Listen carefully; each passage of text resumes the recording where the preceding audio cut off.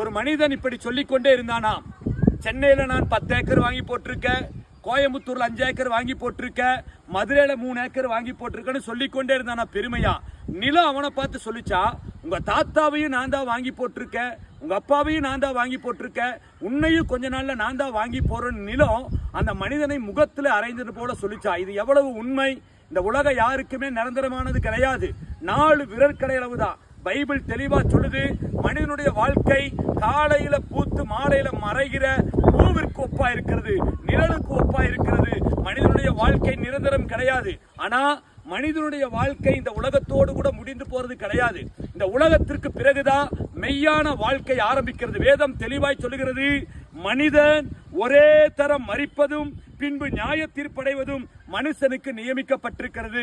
மனிதனுக்கு மரணமும் அதற்கு பின்னதாக நியாய தீர்ப்பும் நியமிக்கப்பட்டிருக்கிறது. வேதம் தெளிவாக சொல்லுகிறது. இந்த உலகத்திற்கு பின்னதாக, மரணத்திற்கு பின்னதாக நாம் நம்பினாலும் சரி நம்பாட்டியும் சரி, நாம விரும்பினாலும் சரி விரும்பாட்டியும் சரி, தேவனுடைய நியாய தீர்ப்புல போய் எல்லா மனிதர்களும் நிற்கத்தான் வேண்டும். வேதம் தெளிவாய் சொல்லுகிறது, சரீரத்தில் அவனவன் செய்த நன்மைக்காவது தீமைக்காவது தக்க பலனை அடையும்படிக்கு நாம் எல்லாரும் கிறிஸ்துவின் நியாயாசனத்திற்கு முன்னதாக வெளிப்பட வேண்டும் என்று வேதம் சொல்லுகிறது.